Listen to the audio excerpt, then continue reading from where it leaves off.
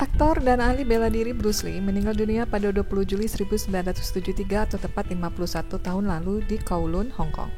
Kematiannya yang tergolong mendadak dan di usia muda, yakni 32 tahun, melahirkan sejumlah teori konspirasi.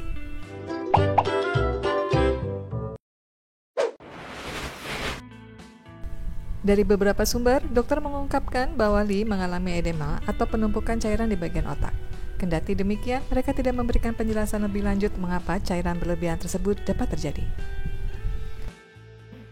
Edema adalah penumpukan cairan dalam jaringan tubuh. Edema paling sering terjadi di kaki atau lengan. Namun, kondisi ini juga dapat terjadi di bagian tubuh lainnya seperti perut dan wajah. Edema pada kasus ringan sering terjadi dan biasanya tidak berbahaya. Akan tetapi, edema juga dapat menjadi tanda penyakit serius, seperti gagal jantung, serta gangguan pada hati, ginjal, atau otak. Oleh karena itu, pemeriksaan ke dokter saat terjadi edema sangat penting dilakukan untuk mencari tahu penyebab dan mendasarinya. Edema terjadi ketika cairan di pembuluh darah keluar ke jaringan di sekitarnya. Cairan tersebut kemudian menumpuk dan membuat jaringan tubuh menjadi bengkak.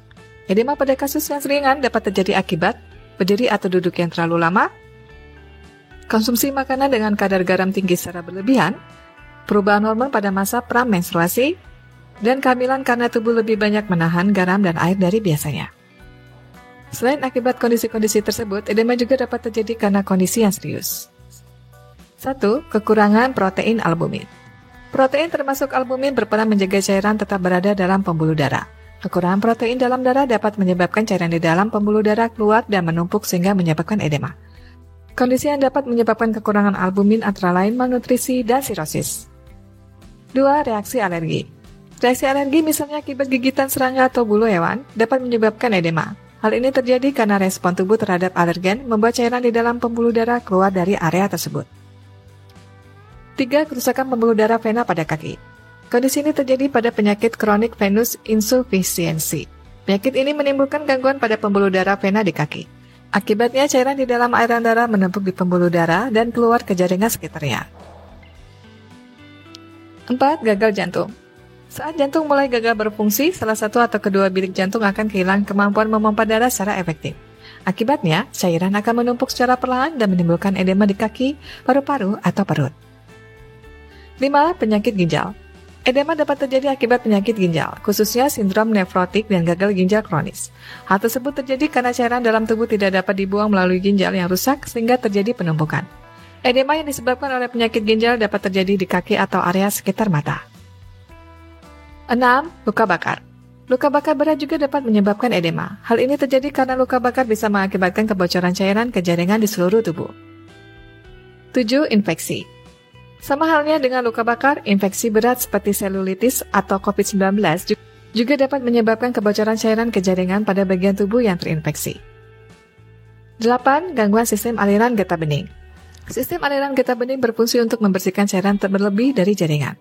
Kerusakan pada sistem ini dapat menyebabkan kelenjar getah bening di suatu area tubuh tidak berfungsi dengan baik sehingga terjadi penumpukan cairan. 9. Efek samping obat. Beberapa jenis obat dapat menimbulkan efek samping berupa edema. Contohnya adalah obat antihipertensi, kortikosteroid, obat antiinflamasi non-steroid, hormon estrogen, dan obat diabetes. Selain penyebab yang telah dijelaskan tersebut, edema juga dapat terjadi akibat gangguan pada otak, seperti cedera kepala, tumor otak, infeksi otak, dan penyumbatan cairan di otak. Edema yang disebabkan oleh gangguan pada otak hanya menimbulkan edema di bagian otak saja. Ada sejumlah faktor yang dapat meningkatkan resiko terjadinya edema, yaitu berjenis kelamin wanita, berusia lanjut atau lansia, memiliki berat badan berlebih, mengkonsumsi obat-obatan tertentu seperti obat antihipertensi, obat antiinflamasi, non-steroid, atau obat diabetes, menderita penyakit kronis seperti gagal jantung dan penyakit ginjal, dan baru menjalani operasi. Gejala yang dapat timbul akibat edema tergantung dari kondisi dan lokasi jaringan yang bengkak.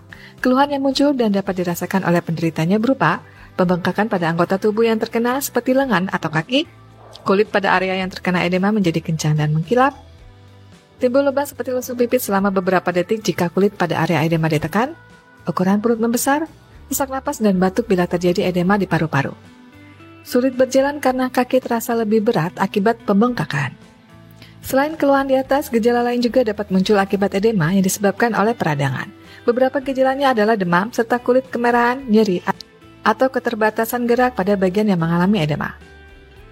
Lakukan pemeriksaan ke dokter jika mengalami gejala-gejala tersebut, terutama jika gejala muncul setelah melakukan kegiatan yang membuat Anda duduk atau berdiri dalam waktu lama, seperti melakukan perjalanan panjang. Selain itu, Anda perlu segera ke dokter jika mengalami gejala edema seperti sesak atau sulit bernapas, nyeri dada, dan batuk. Gejala di atas dapat menjadi tanda edema paru dan dapat berakibat fatal jika tidak segera ditangani. Anda juga disarankan untuk segera memeriksakan diri ke dokter bila perut membesar, mengalami edema kaki yang parah sehingga sulit berjalan, atau mengalami edema di seluruh tubuh.